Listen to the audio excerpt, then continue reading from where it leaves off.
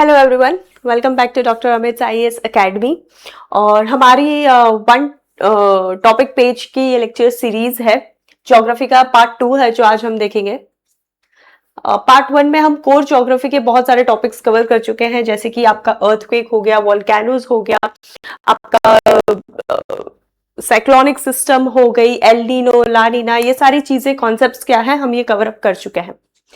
सो आज का हमारे जो टॉपिक्स है, Himalayan rivers, peninsular rivers of India, river linking, western Ghat conservation, Indian monsoon, coal mining in India, agriculture in India, UCG, human settlement and industrial locations. हम basically एक core geography के basic concepts यहाँ पे discuss कर रहे हैं, so that आप जब कभी भी क्वेश्चन या आंसर्स अटेम्प्ट कर रहे हैं, ठीक है, तो आपके पास एक बेसिक जो नॉलेज है वो रेडी रहेगी। ठीक है, उसे रिवाइज करने के लिए फिर से आपको 10 पेजेस रेफर नहीं करने हैं। ये एक वन टॉपिक पेज है जिसको आप एंड मोमेंट पे रिवाइज कर सकते हैं। So starting first with the Himalayan reverse, कुछ कैरेक्टरिस्टिक्स है जो हमें अच्छे से पता है कि ये जो है पेरेनियल रिवर्स है, एंटीसीडेंट रिवर्स है, डेल्टा फॉर्म्स करती है, XYZ, ये सारी चीजें हमें बेसिक्स पता है। सो उसी को हमें रिवाइज कर रहा है। तो बेसिकली इसका ओरिजिन कहां से है? Melting of snow and glaciers of the Himalayas. ठीक है, यहीं से हमारा जो क्या है यहाँ का इनका ओरिजिन है। और ये जो world highest and youngest fold mountain ranges है हमारी हिमालयास, वहां से ये सारी हिमालयन रिवर्स जो मेजॉरिटी जितनी भी है वहां से वो निकल रही है। तो सिंस मेल्टिंग ऑफ स्नो और ग्लेशियर से इनका ओरिजिन है, इसलिए ये पेरेनियल है, प्लस इसका जो बारिश का पानी है, जो भी चीजें किसी सीजनल इस पे डिपेंडेंट नहीं है कि सिर्फ मॉनसून वाटर पे डिपेंडेंट है, नहीं। सिंस मेल्टिंग ऑफ स्नो है तो इसलिए इसमें पानी 12 महीने रहता है, flowing through the year due to a combination of glacial melt water and monsoon rainfall. अब एंटीसीडेंट रिवर्स यानी कि क्या? तो इन नदियों का उद्भव ऐसा माना जाता है कि हिमालयन के अपलिफ्ट के पहले से है। ठीक है, और इन्होंने डीप गॉर्जेस बना के जो है यहाँ पे अपनी जो है दिशा बनाई है, अपना रिवर सिस्टम डेवलप किया है।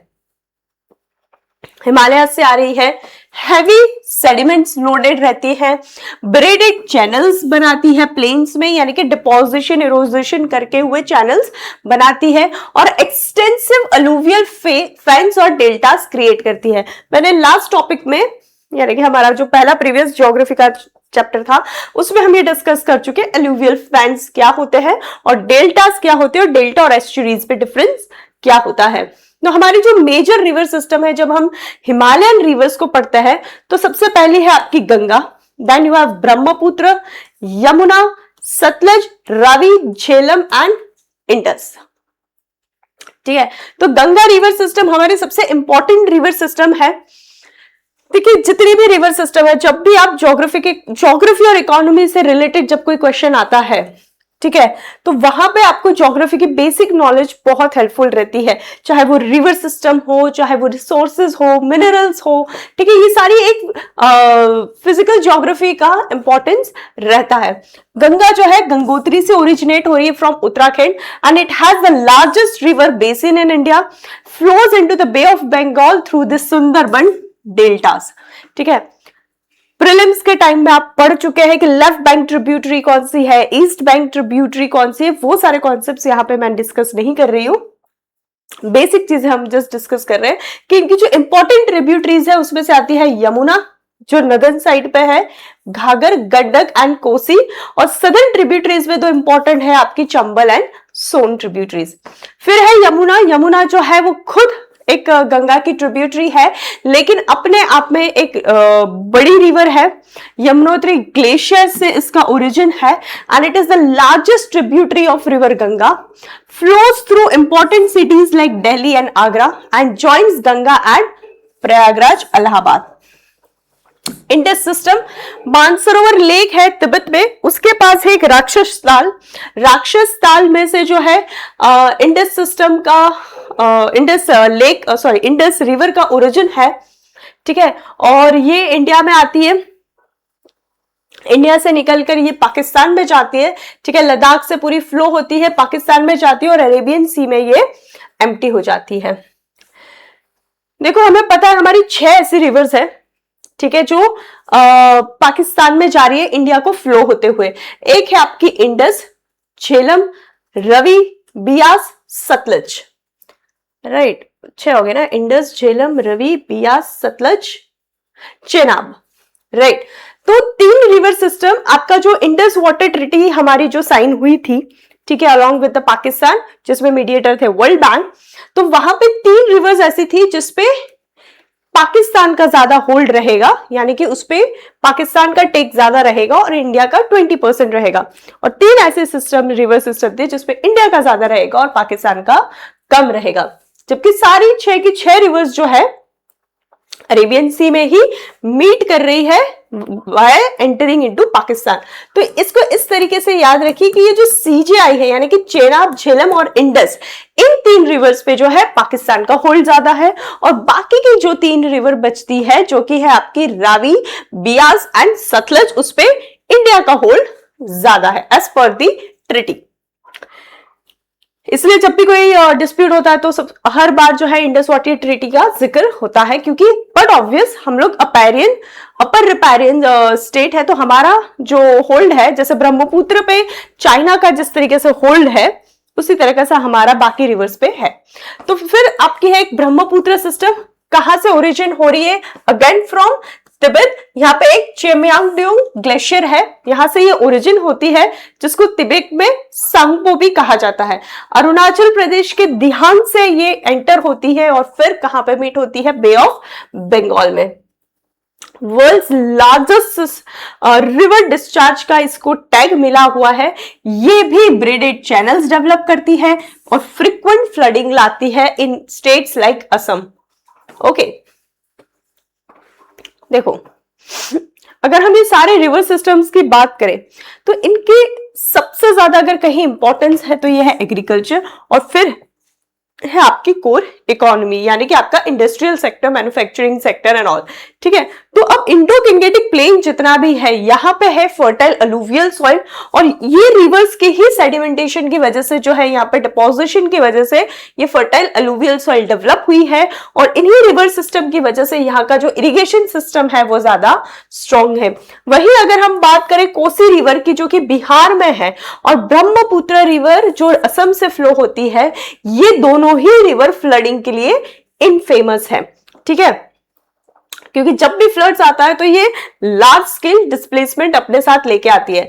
तो हमारी इन पूरी रिवर सिस्टम के फायदे भी है, नुकसान भी है। अगर हम उत्तराखंड की बात करें तो टेहरी और भाखरा नांगल जैसे 2 इंपॉर्टेंट डैम्स भी है, जो हमारे हाइड्रो पावर इलेक्ट्रिसिटी जनरेशन में हेल्पफुल रहते हैं। So this are certain characteristics. Perennial इनका सिस्टम है, यानी कि ग्लेशियल मेल्ट और मॉनसून दोनों पे सस्टेन्ड रहती है। एंटीसीडेंट रिवर है, high discharge and heavy sentiment load लेके आती है और लार्ज डेल्टास बनाती है, ठीक है। ट्रांस बाउंड्री, यानी कि अलग अलग नेशन में से होते हुए आती है। कुछ है जो इंडिया से ही ओरिजिन कर रही है, कुछ है जो चाइना से है, नेपाल से है, भूटान से है, बांग्लादेश से है, यानी कि ओरिजिन नहीं कर रही है तो वहां से कहीं बेसिकली आपकी जो नदियां हैं, अगर वो चाइना से ओरिजिन कर रही है तो वो इंडिया होते हुए पाकिस्तान में मीट कर रही है। इंडिया से अगर कहीं ओरिजिन कर रही है तो वो कहीं ना कहीं बांग्लादेश को टच कर रही है, ठीक है, नेपाल को टच करते हुए आ रही है। सो बेसिकली हमारी ये जो जितनी भी रिवर सिस्टम है सारी ट्रांस बाउंड्री है। Trellis drainage pattern and upper Himalayan section. अभी तक हिमालयन रिवर सिस्टम पे क्वेश्चन नहीं बना है, but this can be the model question, so kindly go through the same. फिर है आपका topic peninsular rivers of India, ठीक है। हिमालयन रिवर सिस्टम देख ली। अब हमारा जो पेनिनसुला इंडिया है, यानी कि हमारा west central to southern part वाला जो पेनिनसुला है, उसको देखते हैं हम, ठीक है। Peninsula India, it is one of the oldest land masses on earth, ठीक है। हमें पता है कि डेक्कन प्लेटू है जो कि खुद एक वोल्केनिक इरप्शन से बेसाल्टिक लावा से बना हुआ है, ठीक है। यहाँ पे दो इंपॉर्टेंट ड्रेनेज सिस्टम एग्जिस्ट करती है। पहली तो है ईस्ट फ्लोइंग रिवर जो बे ऑफ बंगाल में उसका ड्रेनेज जा रहा है, और वेस्ट फ्लोइंग रिवर्स जो कि अरेबियन सी में इसका ड्रेनेज जा रहा है। ईस्ट फ्लोइंग रिवर्स है वो डेल्टास बना रही है, और वेस्ट फ्लोइंग रिवर्स है वो एस्चुरीज जनरेट कर रही है। क्यों? ये हम प्रीवियस टॉपिक्स में डिस्कस कर चुके हैं। तो अगर हम पेनिनसुलर रिवर्स की कैरेक्टरिस्टिक्स की बात करें तो ये रेनफेड डिपेंडेंट है, कोई ग्लेशियर मेल्ट नहीं है। तो बेसिकली बहुत सारी इनकी जो रिवर्स है वो सीजनल भी है, पानी की शॉर्टेज भी होती है, क्योंकि अगर मॉनसून अच्छा नहीं है तो इन नदियों में पानी नहीं मिलेगा आपको, ठीक है। और इसीलिए इनका जो फ्लो है, इनका जो कैचमेंट एरिया है वो मॉनसून पे डिपेंडेंट रहता है। आपके इंपॉर्टेंट ईस्ट फ्लोइंग रिवर में सबसे पहले आपकी है आती है महानदी, ठीक है, जो अमरकंटक हिल छत्तीसगढ़ से ओरिजिनेट होती है, छत्तीसगढ़ और उड़ीसा से होते हुए ये बे ऑफ बंगाल में जाती है। बहुत ही इंपॉर्टेंट हीराकुंड डैम है वो महानदी पे बनाया गया है। It is one of the longest earthen dams in the world. फिर है आपकी Godavari which is also called as Dakshin Ganga, ठीक है। महाराष्ट्र के नासिक डिस्ट्रिक्ट में से इसका ओरिजिन है। महाराष्ट्र, तेलंगाना और आंध्र प्रदेश में से गुजरते हुए ये बे ऑफ बंगाल में अपना ड्रेनेज सिस्टम रिलीज करती है। मेजर ट्रिब्यूटरीज है इसकी पेंट गंगा, वेण गंगा, इंद्रावती, मंजीरा एंड साबरी। फिर है आपकी कृष्णा, महाबलेश्वर से इसका ओरिजिन है। It is the second largest east flowing peninsular river at approximately 1400 kilometres. Maharashtra, Karnataka, Telangana और आंध्र प्रदेश से होते हुए ये बे ऑफ बंगाल में ड्रेन करती है। Important tributaries Bhima, Tungabhadra, Ghataprabha, Malaprabha and Musi. फिर है आपकी मोस्ट कंट्रोवर्शियल रिवर कावेरी, जिसे गंगा ऑफ साउथ भी कहा जाता है, ठीक है। कर्नाटका के कुर्ग में से इसका उद्भव है, ब्रह्मगिरी हिल्स। कर्नाटका, तमिलनाडु से होते हुए ये तमिलनाडु में ये इसका डिस्चार्ज होता है। क्यों कावेरी डिस्प्यूटेड रिवर है आप सब जानते हैं, ठीक है। सो नहीं पता है तो प्लीज देख लीजिएगा थोड़ा सा हिस्ट्री एंड पढ़ लीजिएगा, बिकॉज ऑलवेज इन न्यूज, ठीक है। वेस्ट फ्लोइंग रिवर्स की अगर हम बात करें तो तीन इंपॉर्टेंट रिवर्स आती हैं, दो बेसिकली नर्मदा एंड तापी, ठीक है। तो जो नर्मदा है ये रिफ्ट वैली जो जनरेट हुई है विंध्यान और सतपुरा रेंजेस के बीच में से जो है गल्फ ऑफ खंबात के थ्रू ये मर्ज होती है। तापी नदी जो है अगेन ये भी जो है एक सिमिलर रिफ्ट वैली से आते हुए गल्फ ऑफ खंबात में मर्ज हो जाती है। सूरत है इसकी one of the major cities on this bank. बाकी छोटी मोटी जो नदियां हैं आपकी साबरमती, माही, लूनी, पेरियर, ये सारी वेस्ट फ्लोइंग रिवर्स है। तो हिमालयन रिवर्स और पेनिनसुलर रिवर्स का ये डिफरेंस है, पूछ चुकी है जीपीएससी अर्लियर। देखो अर्लियर जीपीएससी ने पूछा है इसलिए हम वो टॉपिक कवर नहीं करेंगे, हम उसे नहीं पढ़ेंगे, ये गलती नहीं करना है। Repetition is also a word, ठीक है। कभी कभी रिपीटेशन हो जाता है, भूल जाता है एग्जामिनर, तो पढ़ लेना चाहिए। सोर्सेस ग्लेशियर और स्नोफील्ड्स हैं इनकी, और यहाँ पे क्या है रेनफेड। फ्लो रिजम तो पेरेनियल है, यहाँ पे सीजनल है। देखो कुछ रिवर्स हैं जिसको हम पेरेनियल तो क्या मतलब पूरे साल पानी रहता है, जैसे आपकी कृष्णा हो गई, कावेरी हो गई, ठीक है। इसका पानी का जो कैपेसिटी है वो कम हो जाती है, ठीक है। बट ये नहीं होगा कि पानी होगा ही नहीं, ठीक है। चैनल की हम बात करें तो young braided deep gorges form करती है। यहाँ पे मैच्योर रिवर्स है, मेंडर्स फॉर्मेशन हो रहा है, वेल डिफाइंड वैलीज है। इरोजन की अगर हम बात करें तो बहुत ज्यादा इरोजन करती है, हैवी सेडिमेंटेशन लेकर आती है और अलुवियल प्लेन्स डेवलप करती है। यहाँ पे लो इरोजन है क्योंकि मैच्योरिटी रिवर की है। Hard Archaean rock terrain limits है जो लेटरल इरोजन नहीं होने देते। ट्रेलिस यहाँ पे जो है और डेंड्रेटिक प्लेन्स में ड्रेनेज पैटर्न है। यहाँ पे प्लेट्यू में डेंड्रेटिक है और ट्रेलिस है नियर द रिफ्ट वैलीज। 2019 में जो है क्वेश्चन पूछा था, mention the different characteristics between the river which drain northern India and those which drain the peninsular India's. बहुत ही इजी क्वेश्चन, राइट। अब रिवर्स पढ़ लिए तो रिवर का इंटरलिंकिंग प्रोजेक्ट भी हम देखते हैं। ठीक है, हमेशा न्यूज में रहता है। गुजरात के भी कुछ इंपॉर्टेंट प्रोजेक्ट्स है, जैसे कि सोनी है, जहां पे हम नर्मदा जो सोनी प्रोजेक्ट है, जहां पे रिवर लिंकिंग का काम चल रहा है साबरमती नदी के साथ। ठीक है, तो ऐसी बहुत सारी interlinking river projects pan India चल रहे हैं। ठीक है, तो इसके इंपॉर्टेंस क्या है, क्या क्या चैलेंजेस हैं, वो सारी चीजें देखते हैं। तो बहुत पहले हमारे ब्रिटिशर्स ने इस चीज का आइडिया दिया था कि भाई इतनी पानी है तो इसको लिंक करो। ठीक है, और उससे प्रेरित होके हमने मतलब हमारी नेशनल वाटर डेवलपमेंट एजेंसी है जो कि मिनिस्ट्री ऑफ जल शक्ति के अंदर आती है, उसने जो है ये प्रोजेक्ट स्टार्ट किया है, नेशनल रिवर लिंकिंग प्रोजेक्ट। ठीक है, बहुत ही एम्बिशियस प्रोजेक्ट है पूरी वर्ल्ड का, जहां पे हम 30 रिवर्स को 30 कैनाल के थ्रू मर्ज करना चाहते हैं, जिसमें कि 15 हिमालयन रिवर्स हैं और 15 है आपकी पेनिनसुलर रिवर्स। केन बेतवा प्रोजेक्ट भी आपको पता होगा, वो भी इसी सिस्टम का पार्ट है। तो देखो, हमें पता है कि एनुअल रेनफॉल हमारे पास आता है, राइट। अब इतना पानी है, ग्लेशियल मेल्ट भी आ रहा है, तो कुछ रीजन में सूखा पड़ रहा है, कुछ रीजन में बहुत पानी है, कहीं पे इरिगेशन सिस्टम बहुत खराब है तो कहीं पे इरिगेशन सिस्टम बहुत अच्छा है।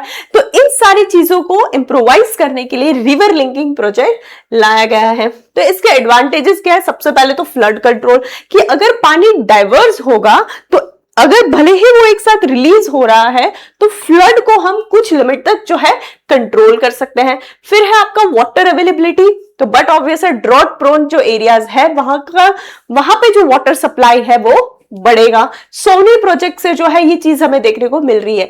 तो इससे क्या होगा? फार्मर्स को पानी मिलेगा तो इरिगेशन सिस्टम डेवलप होगा, और इसको आप लिंक कर सकते हैं आपका कॉन्सेप्ट जो है डबलिंग फार्मर्स इनकम। ठीक है, उसके बाद है transportation.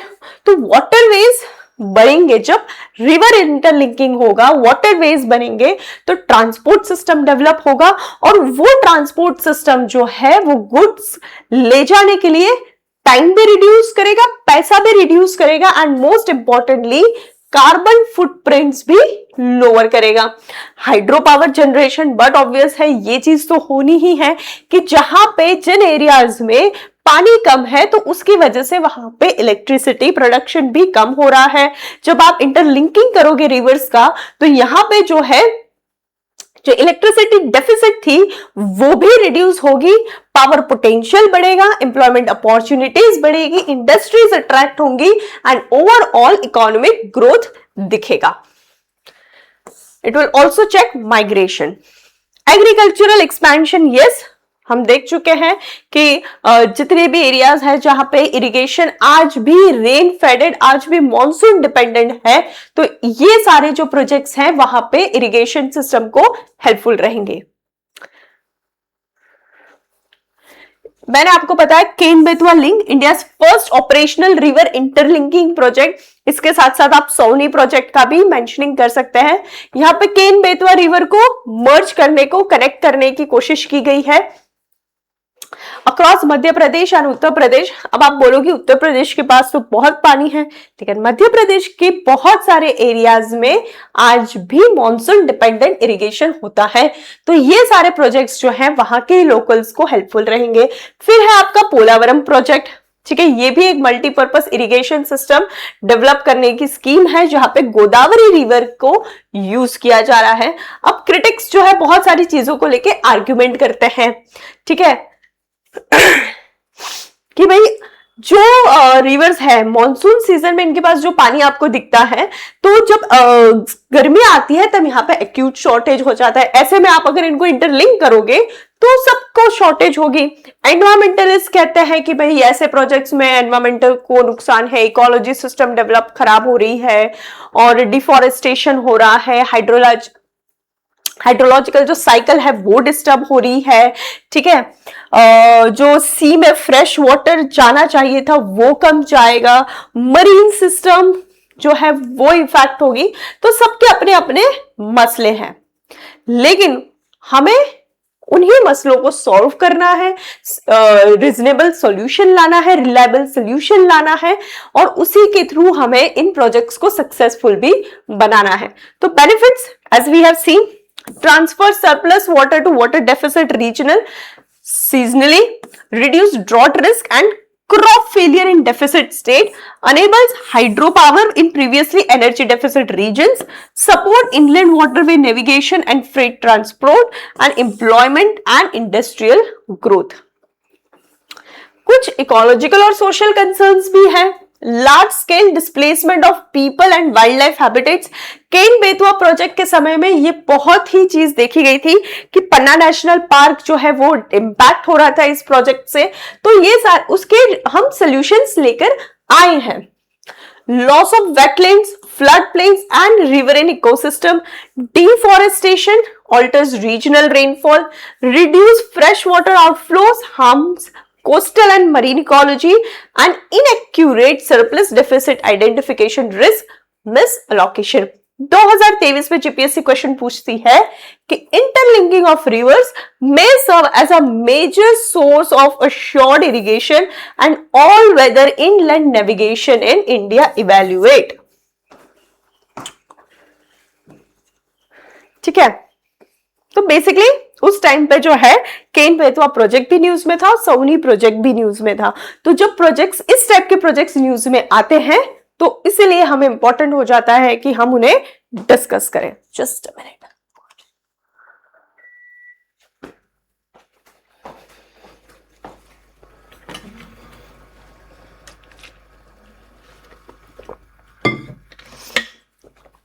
Western Ghats conservation.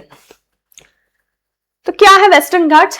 Mountain range है running parallel to the western coast of India from Gujarat to Tamil Nadu, passing through many states like Maharashtra, Goa, Karnataka and Kerala. ठीक है, वर्ल्ड हेरिटेज साइट है. वर्ल्ड की 8 बायोडाइवर्सिटी हॉटस्पॉट में से ये एक it is one of the biodiversity hotspot. और इनमें से 4 जो हॉटस्पॉट है, जो 8 है वर्ल्ड की, उसमें से 4 हॉटस्पॉट्स जो है वो इंडिया में है. बताइए कौन से? ठीक है, रीजन की इंपॉर्टेंस इसलिए भी है क्योंकि हमारे पास यानी कि वेस्टर्न घाट्स में तकरीबन 5000 से भी ज्यादा फ्लावरिंग प्लांट्स की स्पीशीज है, 139 मैमल स्पीशीज है, 508 bird species and 179 amphibian species है. कर्नाटका में जो एक्सेसिव रेनफॉल जो आता है वो इन्हीं वेस्टर्न घाट्स की वजह से आता है, क्योंकि ये अपने आप में सनलाइट एब्सॉर्ब करते हैं, जिसकी वजह से कन्वेक्शन सिस्टम डेवलप होता है, प्रेसिपिटेशन डेवलप होता है और रेनफॉल होती है. लेकिन वेस्टर्न घाट्स को थ्रेट है. सबसे इंपॉर्टेंट है माइनिंग का. ठीक है, गोवा के आसपास एक्सेसिवली जो माइनिंग बढ़ रहा है, जो इसका रैपिड एक्सपेंशन हो रहा है, most of the time, not most of the time, but many a times violating the laws, sand mining in Kerala causing landslide and destroying water sources and agricultural land. तो but obviously जब आप mining करोगे तो कहीं ना कहीं जो है बायोडाइवर्सिटी इंपैक्ट होगी. लैंड कन्वर्शन, फॉरेस्ट लैंड को किल करके रिसोर्ट्स बन रहे हैं. ठीक है, इंडस्ट्रीज आ रही है, तो इकोसिस्टम आपकी डेवलप होगी. वहां का जो हैबिटेट है, वहां की जो वाइल्ड लाइफ कॉरिडोर्स है, वो सारी चीजें जो है वो इंपैक्ट होती है.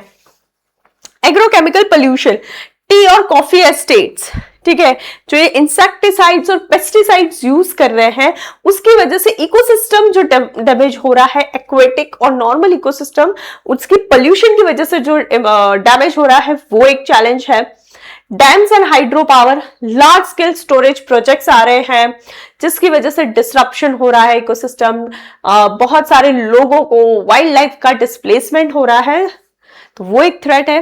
ह्यूमन वाइल्ड लाइफ कॉन्फ्लिक्ट, जब आपका फॉरेस्ट कट होगा, जब फार्मिंग कम्युनिटीज उन एरियाज में घुसेंगी, तो ह्यूमन और वाइल्ड लाइफ का कॉन्फ्लिक्ट बढ़ेगा.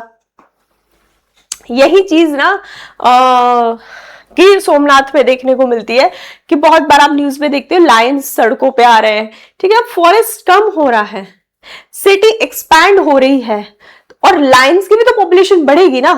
ठीक है, तो वो कहां जाएंगे? फिर वो आपको सड़कों पे ही दिखेंगे, और फिर होता है कॉन्फ्लिक्ट. फिर आता है आपका climate change. But obviously climate change हो रहा है, ये सारी चीजें होंगी तो क्लाइमेट इंपैक्ट भी होगा. तो उसकी वजह से एंडेमिक और बहुत सारी स्पेशलाइज्ड जो हमारी स्पीशीज है वो इंपैक्ट हो रही है, जिसकी वजह से भी वेस्टर्न घाट्स में थ्रेट देखने को मिलते हैं. 2 इंपॉर्टेंट कमिटीज है आपकी, गडकिल और कस्तूरी रंगन कमिटी. ठीक है, इनके अपने अपने रिकमेंडेशन है. गडगिल कमेटी ये कहती है कि पूरे एंटायर घाट को 3 इकोनॉमिकली सेंसिटिव जोन में डिवाइड कर देना चाहिए, 1, 2 and 3 based on the biodiversity sensitivity. और ये कहती है कि अथॉरिटी बनाइए, ठीक है, जहां में पब्लिक पार्टिसिपेशन भी हो, ठीक है, लार्ज स्टोरेज डैम्स का प्रोहिबिशन हो specially in the economically sensitive zone 1, ठीक है। और गोवा में अगर इकोनॉमिक जोन पड़ रहा है, इकोलॉजिकली सेंसिटिव जोन पड़ रहा है, तो वहां पे माइनिंग जो है बंद होनी चाहिए बिल्कुल भी, ठीक है। स्टेट्स का इन पे अपोजिशन है, अपने अपने रीजंस है उनके। और कस्तूरी रंगन कमेटी कहती है, इन्होंने एक बैलेंस अप्रोच लिया है कि 37% जो है नेचुरल लैंडस्केप डिक्लेयर कर देना चाहिए, ठीक है, कि यहां पे अब कोई छेड़छाड़ नहीं होगी, ठीक है। तो इसका भी कर्नाटका और महाराष्ट्र के स्टेट्स की तरफ से इकोनॉमिक रेजिस्टेंस आया है। तो ये गडगिल कमेटी और कस्तूरी रंजन कमेटी के कुछ रिकमेंडेशन है। अभी तक वेस्टर्न घाट्स या कस्तूरी रंजन कमेटी या गडगिल कमेटी के रिकमेंडेशंस पे कोई क्वेश्चन नहीं पूछे है, बट ये इंपॉर्टेंट है, पढ़ लीजिए, कभी कभी ऐसे में आपको हेल्पफुल हो जाता है।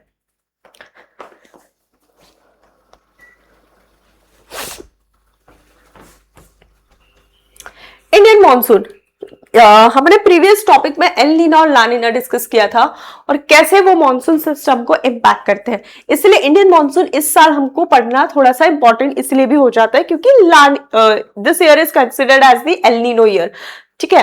तो हमें पता है हमारा इंडियन ओशन डाइपोल है, ठीक है। आईओडी हमारा सिस्टम, हम जानते हैं कि किस तरीके से जो है तिब्बतन प्लेटू में लो प्रेशर सिस्टम जनरेट होता है। आईटीसीजेड जो है ड्यूरिंग द समर्स वो जो है धीरे धीरे नॉर्थवर्ड शिफ्ट होने लगता है और तिब्बतन प्लेटू हमारा जो है लो प्रेशर सिस्टम डेवलप करने लगता है और पूरी जो आपका जो आईओडी है वो ठीक से डेवलप होता है और रेनफॉल अट्रैक्ट करता है ग्रेजुअली, ठीक है। लेकिन हमारा जो साउथ वेस्ट मॉनसून है वो सबसे पहले अराइव होता है केरला में, ठीक है, और इन द लेट में और अर्ली जून, और ग्रेजुअली जो है वो जुलाई में बाकी स्टेट्स की तरफ से आता है। और हमारा ईस्टर्न साइड का जो मॉनसून है वो सबसे पहले कहां पे आता है, आपके नॉर्थ ईस्ट के स्टेट्स में, वहीं पे है आपकी सबसे वेटेस्ट प्लेस मौसिनराम। और जब वहां पे मौसिनराम से रेनफॉल अच्छी खासी हो जाती है, आपके क्लाउड्स का अपलिफ्टमेंट होता है, तब जाके वो eastern India and northern India तक जो है रेनफॉल पहुंचता है। तो साउथ वेस्ट मॉनसून है आपका जून टू सितंबर रहता है। मोस्टली यहाँ पे खरीफ क्रॉप की कल्टीवेशन होती है, like rice, wheat, sugar cane and cotton. North east monsoon है आपका अक्टूबर टू दिसंबर, यानी कि आपका तमिलनाडु और आंध्र प्रदेश के कोस्ट वाला, ठीक है। यहां पे रेनफॉल जो है तमिलनाडु और आंध्र प्रदेश में, coast area of Andhra Pradesh में अक्टूबर से दिसंबर में होती है। रेनफॉल डिस्ट्रीब्यूशन की हम बात करें तो वेस्टर्न कोस्ट और नॉर्थ ईस्टर्न स्टेट्स में जो है हाईएस्ट रेनफॉल होता है, ठीक है। इंटीरियर रीजन में कम होता है because of the Ghats, because of the hills. Water resources, yes, आपके जितने भी इरिगेशन प्रोजेक्ट्स हैं, आपके hydro electric power generation system है, सारे इसी रेनफॉल पे डिपेंडेंट है। जब भी सीजन में ब्रेक आता है तो हम उसे कहते हैं breaks in monsoon. El Nino impact and La Nina impact हम देख चुके हैं, ठीक है। एंथ्रोपोजेनिक इंपैक्ट्स की अगर हम बात करें तो हमारे मॉनसून जो है हमारे ह्यूमन एक्टिविटीज की वजह से काफी ज्यादा इंपैक्ट हुए। अर्बनाइजेशन ने हीट आइलैंड इफेक्ट शुरू कर दिया है, ठीक है, अननेसेसरी जो हीट बढ़ रही है। फिर आपने डिफॉरेस्टेशन शुरू किया है तो उसकी वजह से मॉइस्चर रिसाइकलिंग रिड्यूस हो गया है। Industrial emission and green house gases की वजह से जो एग्रीकल्चर की वजह से जो ग्रीन हाउसेस गैसेस और इंडस्ट्रियल एमिशन जो हो रहा है उसकी वजह से वार्मिंग, यानी कि आपका ग्लोबल वार्मिंग जो है ज्यादा स्ट्रॉन्गर होते जा रहा है। Water pollution and shrinking of the water bodies are reducing the local evaporation system. तो ये सारी चीजें हैं जिसकी वजह से हम देखते हैं कि हमारे जो मॉनसून है वो डिले हो रहे हैं, उसमें ब्रेक्स आ रहे हैं। अगर टाइमली मॉनसून आ भी रहा है तो एडिक्वेट रेनफॉल नहीं हो रहा है। तो ये सारी चीजें हैं। हमारे कैरेक्टरिस्टिक है मॉनसून का reversal of winds, south west in summer and north east in winter, slower withdrawal than arrival, ठीक है, धीरे धीरे बारिश खत्म होती है, एकदम ऐसा नहीं कि आए 1 महीने बारिश हुई और चले गए। Wet summers and dry winters, high spatial variability, western goals और नॉर्थ ईस्ट इंडिया में सबसे ज्यादा बारिश होती है, and supports both kharif and rabi crops. Factors, ITCZ का नॉर्थवर्ड शिफ्ट हो रहा, अगर आईटीसीजेड नॉर्थवर्ड जल्दी शिफ्ट हो रहा है तो मॉनसून का अराइवल जल्दी है, आईटीसीजेड लेटर ऊपर शिफ्ट हो रहा है तो मॉनसून डिले है। Easterly jet stream drive onset और वेस्टर्न जेट एड्स विड्रॉवल, जितनी जल्दी वेस्टर्न जेट्स विड्रॉ करेंगी और ईस्टर्ली जेट स्ट्रीम्स आएंगी उतनी ही जल्दी आपका मॉनसून आएगा। एल नीनो का वीकन होना माने एल नीनो का आना मतलब मॉनसून का वीकन होना, ला नीना का आना मतलब बहुत ज्यादा नॉर्मल रेनफॉल से ज्यादा रेनफॉल होना, ठीक है। Positive IOD boost Indian monsoon rainfall, deforestation and urban island distorts the local pattern. इस साल मॉनसून पे आने की क्वेश्चन की जो चांसेस है इसलिए भी बढ़ते हैं क्योंकि इस साल एल नीनो ईयर है। कोल माइनिंग इन इंडिया, हमने अभी ऊपर वेस्टर्न घाट्स में देखा कि किस तरीके से जो है माइनिंग हमारे वेस्टर्न घाट्स को इंपैक्ट कर रही है, एक्सप्लॉइटेशन हो रहा है, ठीक है। कोल की जो माइनिंग हो रही है वो एक उसका बहुत इंपॉर्टेंट पार्ट है। What is a coal? Black और brownish, black combustible sedimentary rock composed primarily of carbon along with hydrogen, sulfur, oxygen and nitrogen। कोलिफिकेशन से ये बनता है, कंप्रेशन और हीटिंग जो एंशिएंट टाइम्स में होती थी मिलियंस ऑफ ईयर्स के थ्रू, वहीं से ये जो है कोल मिलता है। Largest readily available fossil fuel globally and is the foundational energy source for Indian economy. Heat generation हो, इलेक्ट्रिसिटी हो, सब में हमको कोल की जरूरत पड़ती है। तो हमारे जितने भी थर्मल पावर प्लांट्स हैं, ठीक है, 70% कोल बेस्ड है। अगर हम कोल के डिस्ट्रीब्यूशन की, ज्योग्राफिक डिस्ट्रीब्यूशन की बात करें तो पहले आपका आता है गोंडवाना कोल, ठीक है, ओल्डर है, सुपीरियर क्वालिटी ऑफ कोल है, तो ये आपको मिलती है देखने को दामोदर वैली में, Mahanadi valley and Godavari valley, और इसमें झारखंड जो है वो एक लीडिंग प्रोड्यूसिंग स्टेट है। टर्शियरी कोल,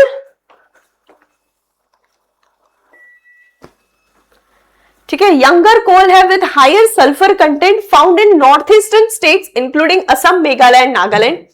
ओपन कास्ट माइनिंग, ठीक है, जब भी शैलो माइनिंग होती है तो वो ओपन कास्ट माइनिंग होती है, हाईली एफिशिएंट, लेकिन एक्सटेंसिव लैंड डिग्रेडेशन होता है इसमें, पब्लिक का डिस्प्लेसमेंट बढ़ जाता है, ड्रेनेज डिस्ट्रप्शन बढ़ जाता है।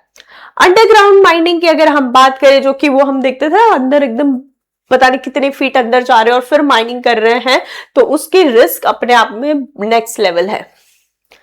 गैस एक्सप्लोजन हो सकते हैं, फ्लडिंग हो सकती है, लोगों की जान जा सकती है, ठीक है। Importance, environmental impacts are the way forward, तो बट ऑब्वियस है कोल जो है हमारा रॉयल्टी है और tax revenue for the state and central government, provides substantial direct and indirect employment in the economically backward regions like Jharkhand and Orissa.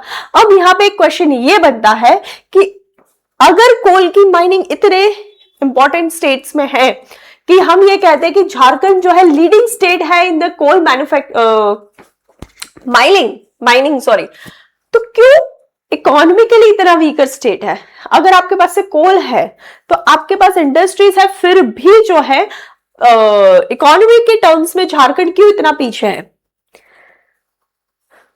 कोल अगर आप खुद जनरेट हो रहा है, आपके पास खुद कोल डिपोजिशन है, तो आपके पास इंपोर्ट डिपेंडेंसी ग्लोबली आपकी कम हो जाती है। Critical reductant and feedstock for steel, cement and fertilizers industry, लेकिन कार्बन डाइऑक्साइड एमिशन का सिंगल लार्जेस्ट सोर्स भी कोल ही है, ठीक है। सल्फर डाइऑक्साइड, नाइट्रोजन ऑक्साइड्स और PM 2.5 भी ये रिलीज करता है, जिसकी वजह से सीवियर रेस्पिरेटरी डिसीज हो रही है, एसिड रेन हो रहा है और क्लाइमेट चेंज का पार्ट बन रहा है। अगर हम ओपन कास्ट माइनिंग की बात करें, ओपन कास्ट माइनिंग की, तो टॉप सॉइल आपकी डिस्ट्रॉय हो रही है, ड्रेनेज पैटर्न खराब हो रहा है, लॉन्ग टर्म हैबिटेट लॉस है, और एक बार वो लैंड इतनी ह्यूज लेवल पे डिग्रेड हो रही है कि उसका फ्यूचर में आपको यूज नहीं हो सकता। ठीक है, तो वो लैंड आपकी खराब हो चुकी है। अगर हम कोल की इंपॉर्टेंस की बात करें तो 70% India electricity comes from coal fired thermal plants, critical feedstock for steel, cement and fertilizers industry. ठीक है, स्टेट्स का ह्यूज रॉयल्टीज और टैक्सेस है इस पे। Employment engine in resource rich but backward region और mitigates dependence on volatile global oil and natural gas imports. Challenges तो land acquisition delays, displacement and local protest at the mining site, but obvious भी है। Inadequate rail evacuation creates transport and logistic bottlenecks, high carbon dioxide, sulfur dioxide and PM 2.5 emission leading to acid rain and ash slurry। Way forward तो super critical और ultra super critical boilers की हमको जरूरत है, commercial mining reforms लाने की जरूरत है, कोल बेड मिथेन की जरूरत है, यूसीजी यानी कि आपका अंडरग्राउंड कोल गैसिफिकेशन जो कि क्लीनर यूज करेगा। अभी तक अगेन जीपीएससी ने इस पर क्वेश्चन नहीं पूछा है, बट पूछ सकते हैं कि भाई discuss the distribution of coal reserves in India and examine the environmental challenges associated with coal mining. आपका टॉपिक भी है resources, natural resources, distribution of natural resources. Now the most important thing of Indian economy, the agriculture of India. ठीक है, आज भी हमारी 50% जो land है वो अंडर कल्टीवेशन है। ग्लोबली एवरेज 12% है, लेकिन हमारा 50% है और उस पर पॉपुलेशन भी उतनी ही डिपेंडेंट है। ठीक है, लेटेस्ट सेंसस आएगा तब और क्लैरिटी आएगी कि आज एग्रीकल्चर पे हमारी कितनी पॉपुलेशन जो है वो डिपेंडेंट है। अब ये जो एग्रीकल्चर है इसमें सिर्फ हम खेती इंक्लूड नहीं करते हैं, हम इसमें हॉर्टिकल्चर लेकर आते हैं, एनिमल हस्बेंड्री लाते हैं, फॉरेस्ट्री और फिशिंग भी इंक्लूड करते हैं, यानी कि अलाइड एक्टिविटीज जितनी भी है वो सारी। हमारे यहाँ की जो एग्रीकल्चर है, ठीक है, कुछ है सब्सिस्टेंस फार्मिंग, यानी कि खुद का पेट भर जाए उतनी खेती करनी है। ठीक है, उसके बाद है monsoon dependence, small farm size की लैंड ज्यादा है compare to the huge land farm. ठीक है, डाइवर्सिटी ऑफ क्रॉप्स देखने को मिलती है as per the agroclimatic Jones. India के 15 खुद के एग्रोक्लाइमेटिक जोन्स है on the basis of physiographic climate, soils, geology and fauna. ठीक है, उसके बेसिस पे जो है क्रॉप सिलेक्शन होता है और उसी के बेसिस पे खेती होती है। तो हमारी जो फीचर है, सबसे पहला एक तो सबसिस्टेंट नेचर, जहां पे फार्मर्स है, छोटी छोटी इनकी लैंड साइज है, तो फैमिली कंजम्पशन के हिसाब से प्राइमरीली ये लोग ग्रो करते हैं और सरप्लस का ज्यादा नहीं सोचते हैं। फिर है आपकी मॉनसून डिपेंडेंस, आज भी 55% ऑफ कल्टिवेटेड एरिया जो है वो रेनफॉल डिपेंडेंट है। खरीफ सीजन आते हैं हमारे, इसमें 3 सीजन आते हैं, खरीफ और राबी और जैद। तो खरीफ जो है आपका ये मेन मॉनसून वाला सीजन है, जून टू सितंबर, जिसमें आप राइस, मेज, ज्वार, बाजरा, कॉटन और ग्राउंडनट ग्रो करते हैं। राबी सीजन यानी कि आपका विंटर हो गया अक्टूबर टू मार्च, जिसमें आप व्हीट, पार्ले, मस्टर्ड, ग्राम और पीस ग्रो करते हैं। और जैद हो गया आपका March to June, short duration है, जहां पे ड्राई हॉट समर है, वहां पे आप वाटरमेलन, मस्क मेलन, ककम्बर और फॉडर ग्रासेस ग्रो करने को मिलती है। एग्रीकल्चर के टाइप्स की अगर हम बात करें तो हमारे यहाँ पे सब्सिस्टेंस फार्मिंग से लेके commercial agriculture, organic farming, natural farming, सब टाइप की फार्मिंग हो रही है। इंडिया की अगर हम बात करते हैं प्रॉब्लम्स की, तो एक तो इराटिक मॉनसून, ठीक है, रेनफेड है, 55% कल्टिवेटेड एरिया, लो प्रोडक्टिविटी है due to limitation of HYV seeds. ठीक है, स्मॉल फार्म साइज ज्यादा है, 85% स्मॉल फार्मर्स है, lack of commercialisation due to tiny holdings, but obvious है छोटे से खेत के लिए कौन ट्रैक्टर खरीदेगा, है ना, कौन टूल्स लेगा। Degradation of cultivable lands through over irrigation and faulty practices. Way forward, pulses का प्रमोशन।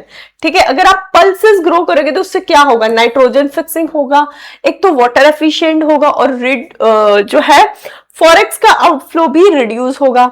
हमने देखा है पंजाब की स्थिति आज क्या हो गई है। ठीक है, जब ग्रीन रिवॉल्यूशन आया था तो बहुत राइस और व्हीट का प्रोडक्शन हुआ था।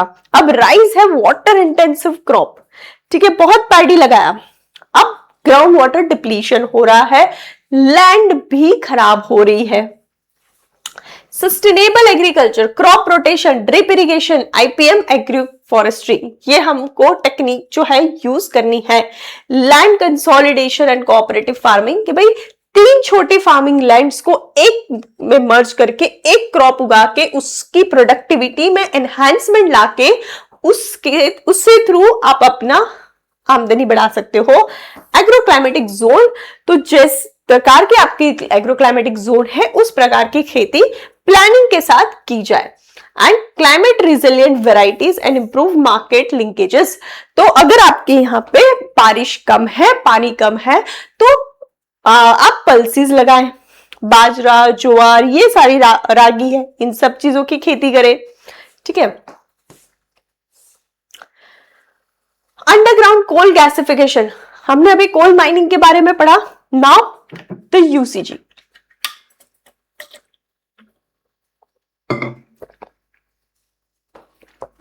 तो basically what is UCG?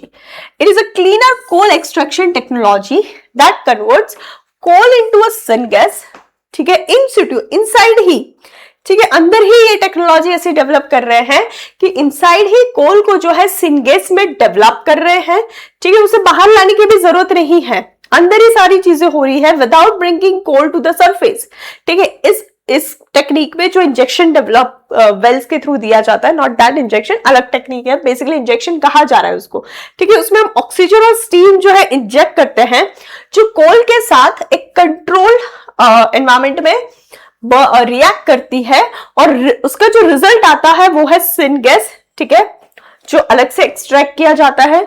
Syn gas में होता है hydrogen, carbon monoxide, methane and carbon dioxide, जो कि हमारे पावर जनरेशन में एज अ फ्यूल यूज हो सकता है। And it can also be use for chemicals, fertiliser and synthetic natural gas.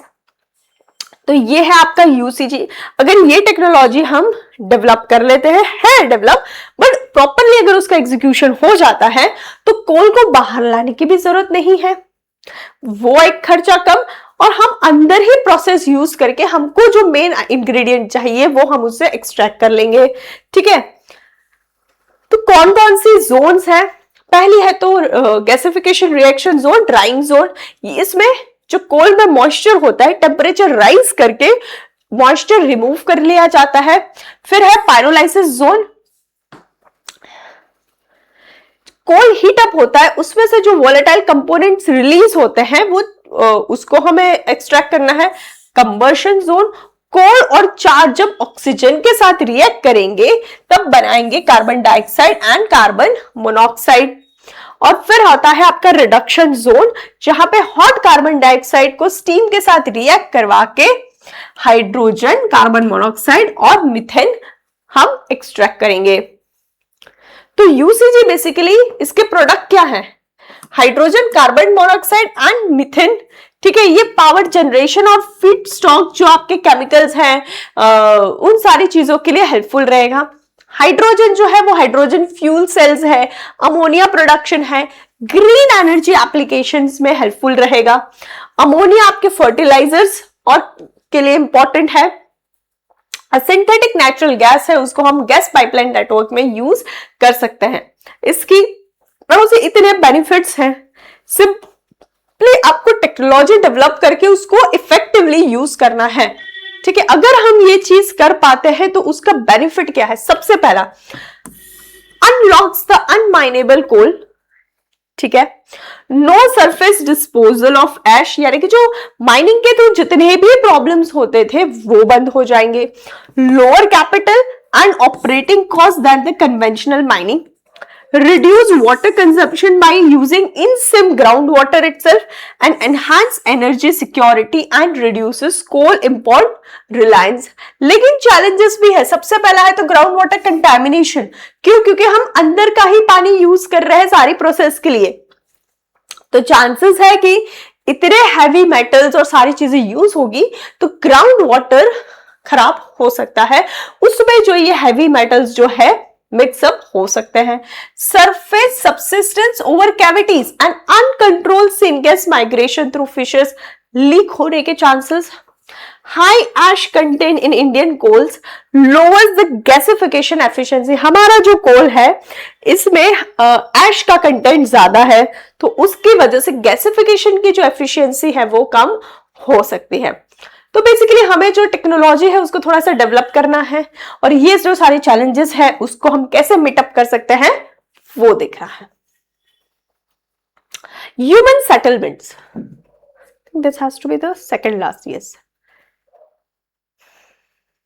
क्या है human settlement?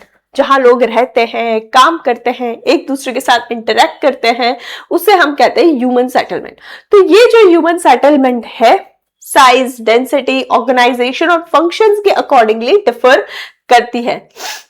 Land use pattern कैसा है, रिसोर्स कंजप्शन कैसा है, इंफ्रास्ट्रक्चर डेवलपमेंट कैसा है, कल्चरल आइडेंटिटी कैसी है, वो भी ये सेटलमेंट शेप करती है। ठीक है, तो आपका जो ह्यूमन सेटलमेंट है हम उसको दो इसमें स्टडी करते हैं। पहला है rural versus urban and form or pattern, that how buildings and units are specially arranged on the ground. Types of human settlement है, ये बेसिक्स है, इस पे डायरेक्टली क्वेश्चन शायद ना भी आए। तो पहला तो है हैमलेट, ठीक है, तो यह है स्मॉलेस्ट रूरल यूनिट जहां पे बहुत छोटे छोटे घर है, छोटा सा एरिया है जहां पे सबसिस्टेंस फार्मिंग हो रही है, लाइफ स्टॉक रियरिंग है, मिनिमल यहाँ पे चीजें, मिनिमलिस्ट चीजें हैं। ठीक है, फिर है आपका विलेज, यह small rural settlement with low population, ठीक है, न्यूक्लिएटेड है और डिस्पर्स भी है। टाउन, इंटरमीडिएट अर्बन सेटलमेंट, यानी कि विलेज और सिटी के बीच का भाग जहां पे सब कुछ है बट लिमिटेड कैपेसिटी में है। फिर आता है आपका सिटी, लार्ज है, डेंसली पॉपुलेटेड है, डाइवर्स इकोनॉमिक एक्टिविटीज है, एडवांस इंफ्रास्ट्रक्चर है और स्पेशलाइज्ड सर्विसेज है। फिर आती है मेगा सिटी, पॉपुलेशन 1 करोड़ के आसपास। ठीक है, examples Mumbai and Delhi, tourist resort, beach, mountain, eco tourism destination. Rural settlement अगर हम पैटर्न की बात करें तो व्हाट इज न्यूक्लिएटेड, कि जहां पे हाउसेस है those are clustered around a well, pond और टेम्पल। ठीक है, तो ये पूरा जो गांव है उसी के आसपास रहेगा और खत्म हो जाएगा। डिस्पर्स, हाउसेस आर स्कैटर्ड, जैसे कि हम फॉरेस्ट या हिल एरिया में देखते हैं, एक घर इधर बना है, एक घर पता नहीं कहां बना हुआ है। ठीक है, linear, houses along a road, river और कैनाल, वाटर यूज की वजह से, और सर्कुलर, जो ओल्ड पैटर्न की तरह से गोल गोल बना। क्या फैक्टर्स करते हैं किसी भी ह्यूमन सेटलमेंट में? Water availability, terrain, flat terrain सबको पसंद आता है, सॉइल फर्टिलिटी, फर्टाइल सॉइल होगी तो खेती होगी, खेती होगी, इरिगेशन सिस्टम होगा तो एम्प्लॉयमेंट होगा, बट ऑब्वियस है सिक्योरिटी। ठीक है, अगर हिल और रिवर साइड्स पे रह रहे तो डिफेंसिव एडवांटेज है आपके पास, ट्रांसपोर्ट एक्सेस, बट ऑब्वियस है आपके रोड्स और रेलवेज हैं तो वो भी लो लाइंग एरियाज में ही आपको देखने को मिलेंगे। पहाड़ों पे तो आज भी हम चैलेंजेस फेस कर रहे हैं। तो यहाँ पे फिजिकल आपका ये जो ज्योग्राफी का टॉपिक है, यहां से क्वेश्चन आ सकता है। जीपीएससी जो है माइग्रेशन पैटर्न्स और इन सारी चीजों पे क्वेश्चन पूछती रहती है, तो सेटलमेंट पे शायद क्वेश्चन पूछ ले। इसमें आप स्मार्ट सिटी मिशन को जरूर पढ़िएगा और इसको जो है ह्यूमन सेटलमेंट के साथ लिंक करने की कोशिश कीजिएगा। Last topic for today, industrial location. अलग अलग टाइप की इंडस्ट्रीज होती है और उनकी अलग अलग लोकेशन की नीड्स होती है, बट मेजरली अगर हम बात करें तो कोई भी इंडस्ट्री की लोकेशन है वो ज्योग्राफी और अलग अलग फैक्टर्स की वजह से वो डिपेंडेंट रहती है कि यहाँ पे ये इंडस्ट्री होगी। 3 मेन फैक्टर्स होते हैं, पहला होता है ट्रांसपोर्टेशन कॉस्ट, फिर होता है आपका लेबर कॉस्ट और फिर होता है एग्लोमरेशन ऑफ इकोनॉमीज। ठीक है, अब कुछ इंडस्ट्रीज कैसी होती है जिनको इंफ्रास्ट्रक्चर है, लेबर कॉस्ट है, वो सारी चीजें डिपेंड करती है। कुछ इंडस्ट्रीज ऐसी होती है जो रॉ मटेरियल ओरिएंटेड होती है कि रॉ मटेरियल पास में है, वहां पे हमको इंडस्ट्री रखनी है। कुछ इंडस्ट्री ऐसी होती है कि रॉ मटेरियल चाहे दूर हो लेकिन वो कोस्टल एरिया पे रहेंगी क्योंकि उनको ट्रांसपोर्टेशन कॉस्ट उनको कम करना है। और then you have your footloose industries, इनको फर्क नहीं पड़ता, ठीक है। आईटी इंडस्ट्री है, छोटे छोटे एमएसएमईज है, ठीक है, ये फ्लेक्सिबल है, इनके लिए कनेक्टिविटी और ह्यूमन कैपिटल ज्यादा जरूरी है। इसलिए आप आईटी इंडस्ट्री एक गांव में भी शुरुआत कर सकते हैं स्टार्टअप, या आप कहीं पहाड़ों पे भी कर सकते हैं, आप बेंगलोर में भी कर सकते हैं। तो फैक्टर्स, सबसे पहला है आपका अवेलेबिलिटी ऑफ रॉ मटेरियल, ठीक है। आपका जमशेदपुर में टाटा स्टील क्यों है? क्योंकि यहां पे झारखंड का मिनरल बेल्ट पास में है। फिर है आपका लेबर, अब आपकी इंडस्ट्री को स्किल्ड लेबर चाहिए या अनस्किल्ड लेबर चाहिए। अगर स्किल्ड लेबर चाहिए तो आप कहीं बैंगलोर, पुणे, मुंबई, गुरुग्राम, हैदराबाद, चेन्नई, इस टाइप के, अहमदाबाद वाले एरियाज में करोगे, ठीक है। अनस्किल्ड लेबर चाहिए तो वो आप उस हिसाब से आसपास आपके एरिया रखोगे। Power and transportation but obvious है, हाँ, किसी भी इंडस्ट्री के लिए एनर्जी और well connected rail, road, water services जरूरी है, तो इंडस्ट्री का लोकेशन भी वैसे ही होगा। मार्केट प्रॉक्सिमिटी, अगर कंज्यूमर गुड बेस्ड इंडस्ट्री है, ठीक है, तो उसके लिए इंपॉर्टेंट है कि मार्केट एरिया पास में हो। गवर्नमेंट पॉलिसीज, इंडस्ट्रियल कॉरिडोर्स है, स्पेशल इकोनॉमिक जोन्स हैं, प्रोडक्शन लिंक्ड इंसेंटिव स्कीम्स अगर वहां पे है, तो इन गवर्नमेंट पॉलिसीज जितनी भी है, लॉजिस्टिक कॉस्ट से रिलेटेड अगर कुछ है तो वो अपना एरिया उस हिसाब से चुनेंगे। पेट्रोलियम रिफाइनरी एक अलग चीज है, ठीक है। अब क्रूड ऑयल जहां पे उनकी फील्ड है, जरूरी नहीं है कि पेट्रोलियम इंडस्ट्री भी वहीं पे हो। ये ज्यादातर अपनी लोकेशन कोस्टल एरियाज में रखती है, सो दैट इनका इंपोर्ट एक्सपोर्ट इजी रहे, एक्सेस इजी रहे, कॉस्ट कम हो जाए। मेजर इंडस्ट्रियल रीजन्स अगर हम इंडिया की बात करते हैं तो सबसे पहले आता है आपका वेस्टर्न रीजन, जो है आपका महाराष्ट्र, जहां पे है आपका मुंबई, पुणे एंड नागपुर। फिर है आपका गुजरात, जहां पे मेजरली है आपका अहमदाबाद, जो टेक्सटाइल और केमिकल्स के लिए है, सूरत डायमंड पॉलिशिंग, और Vadodara for the petrochemicals, oil field है। फिर आपका सदर्न रीजन, यहाँ पे है आपका तमिलनाडु, ठीक है, जो कि ऑटो आईटी लेदर इंडस्ट्रीज के लिए है, और कोयम्बतूर में है आपकी engineering industries. Then you have Karnataka, Bengaluru IT sector, aerospace and defence, Telangana IT and pharma. Eastern region West Bengal, jute and engineering, Jharkhand में टाटा स्टील, बोकारो में सेल, और उड़ीसा में है आपका रूरकेला और steel and Paradip port. Northern region की अगर हम बात करते हैं तो अगेन गुजरात, यहां पे Ankleshwar, Vapi, Sanand, and you can also include Rajkot for the manufacturing and engineering sector. Uttar Pradesh में Kanpur for the leather and Noida for the electronics. तो ये है आपके मेजर आपके इंडस्ट्रियल रीजन्स, और इन्हीं इंडस्ट्रियल रीजन्स के अलग अलग रीजंस हैं कि यहाँ पे कहीं पे रॉ मटेरियल है, कहीं पे स्किल्ड लेबर्स है, कहीं पे अनस्किल्ड लेबर्स है। उन सारी चीजों को ध्यान में रखते हुए यहाँ पे इंडस्ट्रीज डेवलप हुई है। North west food processing, UPSC 2019 में ये क्वेश्चन आया था कि क्यों नॉर्थ वेस्ट एरियाज में फूड प्रोसेसिंग इंडस्ट्रीज ज्यादा है। तो गुजरात का एक एग्जाम्पल था Amul, world's largest milk producer cooperative brand है, ठीक है। यहीं पे आपको कॉटन, ग्राउंडनट और डेयरी इंडस्ट्रीज लीड करती हुई दिखती है। Proximity to Delhi NCR, massive consumer market, road rail network connectivity सबसे ज्यादा अच्छी है, और cold chain infrastructure and farmer producer organisations यहाँ पे अच्छे से डेवलप हुई है। मोस्ट इंपॉर्टेंटली आपका ये जो कोऑपरेटिव सेक्टर है वो बहुत स्ट्रांगली डेवलप्ड है, इसीलिए यहाँ पे आपकी फूड प्रोसेसिंग इंडस्ट्रीज भी है वो सबसे ज्यादा है एंड फ्लरिशिंग स्टेज पे है। So that's all for today, the 10 topics. कोई भी डाउट हो तो आप कमेंट सेक्शन में करके आप पूछ सकते हैं। बाय द टाइम ये ओटीपी जो है आपको बहुत हेल्पफुल रहेगा for the revision section. So thank you and all the best.